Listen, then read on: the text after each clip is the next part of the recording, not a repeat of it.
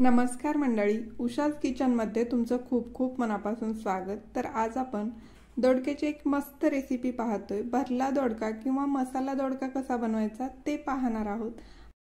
तर हा भरला दोडका बनवायला अतिशय सोपा आहे, झटपट तयार होतो, चवीला एकदम टेस्टी लागतो। चला तर मग रेसिपीला आपण सुरुवात करूया। इथे मी पाव किलो एवढे दोडके घेतलेले आहेत।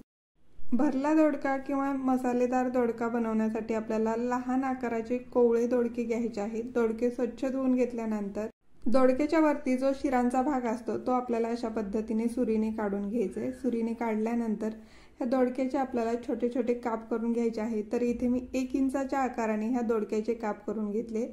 आता मसाला दोडका बनवत असताना आपल्याला अशा पद्धतीने ह्या दोडक्याला काप लावून घ्यायचे आहेत। मध्ये मसाला भरता येईल असं, वांग्याला जसे आपण काप लावून घेतो अगदी त्या पद्धतीने इथे मी दोडका चिरून घेतलेला आहे। आता हे सर्व बाजूला ठेवून देऊया आणि एक छोटंसं वाटण तयार करून घेऊ।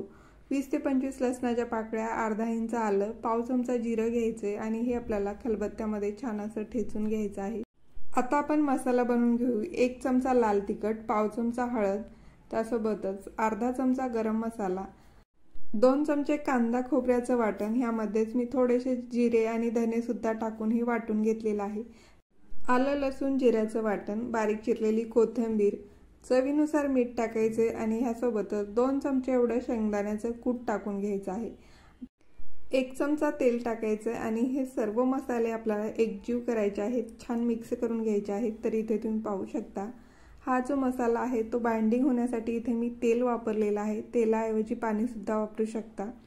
तर इथे आपण मसाला छान मिक्स करून घेतल्यानंतर चिरून घेतलेल्या दोडक्यामध्ये आपल्याला हा भरून घ्यायचा आहे। तर इथे तुम्ही पाहू शकता अशा पद्धतीने आपल्याला सर्व दोडक्यामध्ये हा मसाला भरून घ्यायचा आहे। दोडक्यामध्ये मसाला भरत असताना दोडका तुटणार नाही याची आपल्याला काळजी घ्यायची आहे।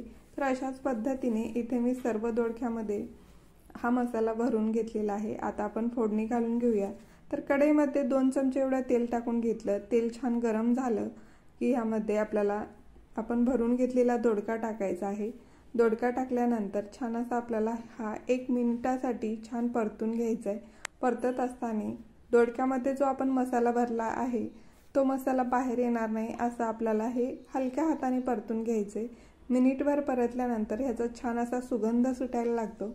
आता ह्याच्यावरती आपल्याला झाकण ठेवायचे आणि स्लो फ्लेमवरती 4 ते 5 मिनिटांसाठी दोडका शिजवून घ्यायचा आहे किंवा वाफवून घ्यायचा आहे। तर इथे 4 ते 5 मिनिट झाल्यानंतर झाकण एकदा उघडून पाहूया। झाकण उघडल्यानंतर एकदा छान ही भाजी मिक्स करून घ्यायची। तर इथे तुम्ही पाहू शकता अशा पद्धतीने भाजी आपण छान मिक्स करून घेतल्यानंतर ह्यामध्ये आपल्याला गरजेनुसार पाणी टाकून घ्यायचं आहे। तर इथे मी पाव कप एवढं पाणी टाकून घेतलेलं आहे।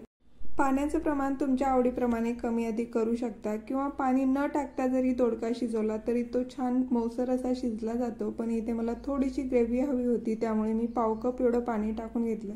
परत ह्याच्यावरती झाकण ठेवून घ्यायचं आहे। 4 ते 5 मिनिटांसाठी स्लो फ्लेमवरती आपल्याला पुन्हा ही भाजी शिजवून घ्यायची आहे। आता आपण ही भाजी शिजली का नाही ते चेक करूया।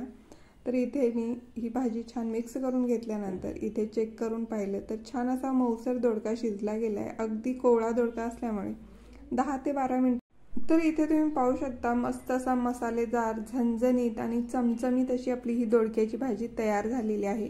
ही भाजी तुम्ही भाताबरोबर, भाकरीबरोबर, चपातीबरोबर सुद्धा खाऊ शकता। चवीला अतिशय छान लागते। तर अतिशय सोपी रेसिपी आहे, घरी नक्की ट्राय करा। रेसिपी आवडल्यास लाईक करा। जास्तीत जास्त रेसिपी मित्रपरिवार, नातेवाईकांबरोबर शेअर करा।